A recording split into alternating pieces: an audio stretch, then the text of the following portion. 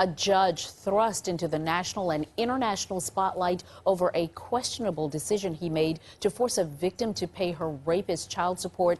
Well, tonight he's once again at the center of controversy. There is another egregious case raising questions about his decision-making. The investigative unit, Chris Nakamoto, with more on what he's done now. Sylvia, despite two men being arrested for allegedly molesting a 6-year-old, the judge ordered the child to continue showing up at the location where prosecutors say she was assaulted for unsupervised visits. Lawyers say they've never seen something like this before. Sometimes a child's thoughts penned to paper can offer insight into exactly what's going on.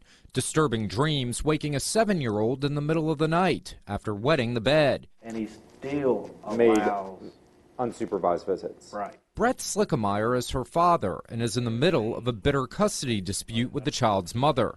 The child does not share her father's last name. Started last year.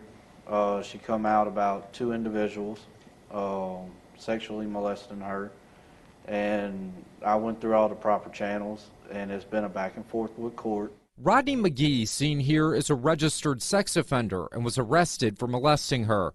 McGee's brother, Patch, was also arrested, accused of molesting her. Patch lives with the child's mother, according to court records. Despite their arrests and their cases still pending, Judge Jeffrey Cashe, as recent as this summer, was continuing to force her to show up at the mother's house where the 2 alleged predators live. She said they were playing or messing with her down there inappropriately, touching her, grabbing her, messing with her, and it's just been an ongoing thing. Arrest records show a registered sex offender, Rodney McGee, is accused of molesting a 6-year-old. That sex offender's brother was also arrested, accused of molesting her.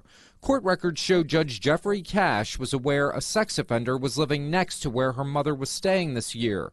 Despite pending criminal charges for the mom's boyfriend for a year, Judge Cashe forced the father to keep letting the child stay with the mother, where the alleged abuse happened.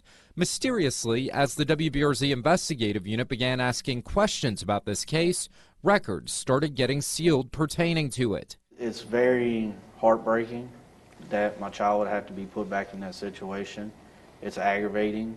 It upset me at first. Like, I cried. Because here my child is looking up at me as her father, her protector, her safe place. And then I have to tell her, you got to go back in a situation where you was harmed and hurt. The judge ordered Krista to pay her rapist. Cashe is the same judge who came under international scrutiny for awarding custody of a child who was born from a rape to the rapist. Do I have this right? A rape victim? Following the WBRZ investigative unit exposing that story. Do you think John Barnes should be charged for what happened?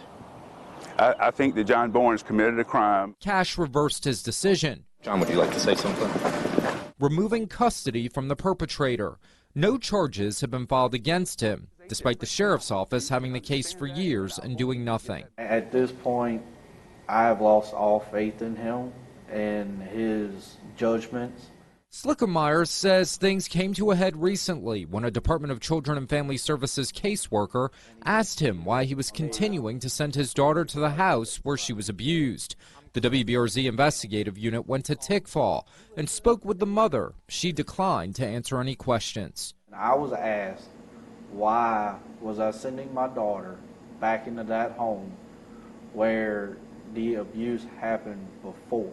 What did you tell the caseworker? I told the caseworker that I was being forced under Jeffrey Cashe to send my daughter back over there under a judgment that he ordered for my child to go over there for 3 weekends a month with unsupervised visitation.